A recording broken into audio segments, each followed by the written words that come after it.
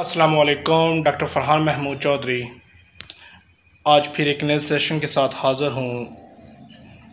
अल्लाह पाक का लाखों बार शुक्र है कि अल्लाह पाक ने मुझे बेटे की नेमत से नवाजा है। इसी वजह से मैं अपने दोस्तों से नज़रों से ओझल रहा, कोई वीडियो अपलोड ना कर सका। अल्लाह पाक ने मुझे एक चांद सा बेटा नवाजा है। मेरी वीडियो पे कमेंट्स आया था कि डॉक्टर साहब अगर ज़ख़म के में रेशा बन जाए, पस बन जाए या पीप बन जाए तो उसका इलाज कैसे किया जाए। नजमुल साकिब साहब हैं, उन्होंने एक कमेंट्स किया है मेरे सौकड़े वाली वीडियो पे कि डॉक्टर साहब मेरा जानवर है, उसका उस ज़ख़म थे, ज़ख़म में पस बन गई है, ज़ख़म ठीक नहीं हो रहा, उसका कोई इलाज बताएं।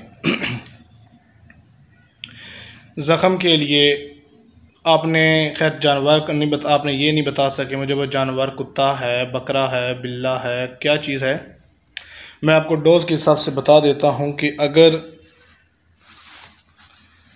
वीडियो की तरफ जाने से पहले मेरे तमाम देखने वालों से गुजारिश है, आप नए हैं तो मेरे चैनल को सब्सक्राइब करें, लाइक करें और दोस्तों के साथ शेयर करें। इंशाअल्लाह ताला आपको मेरे चैनल से मुफीद मालूमात मिलेंगी और अपनी आने वाली नेक्स्ट वीडियो में मेरी वीडियो पे जिन जिन दोस्तों ने कमेंट्स किए उन सब का जवाब दूंगा। तो चलते हैं वीडियो की तरफ। सबसे पहले आप KMNO4 पोटाशियम पर मैग्नेट 20 रुपये का ये लें, उसको आधा कर दें। आधा करने के बाद वेलोसेफ इंजेक्शन लें और एक लें पेन बायोटिक, ये इंजेक्शन, 2 इंजेक्शन और एक पोटाशियम पर मैग्नेट और थोड़ी सी कॉटन।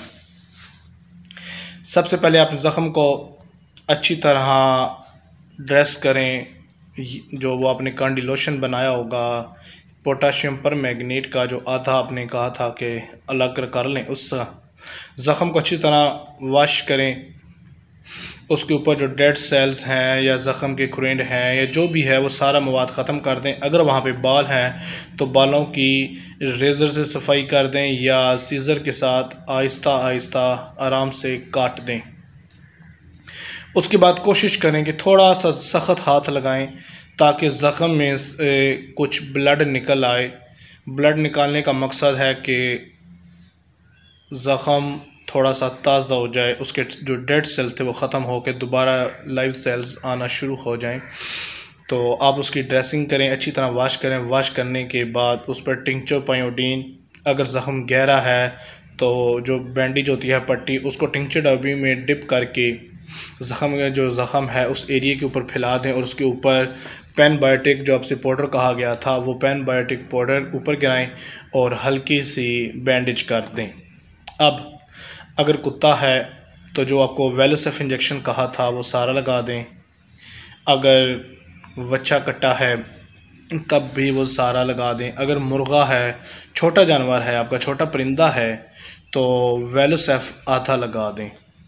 इंशाअल्लाह ताला 2 पट्टियों में आपको वाज़ह तौर पे फ़र्क नज़र आएगा। और इसके साथ अपने परिंदे की खुराक या जानवर की खुराक थोड़ी सी नरम रखें और उसको मिनरल या विटामिन्स या कोई भी देसी घी या ऑयल या घी या सरसों का तेल, इस किस्म में कोई चीज़ मिलावट करके उसका दी जाए ताकि उसका जो इम्यून सिस्टम है वो मुतासर ना हो।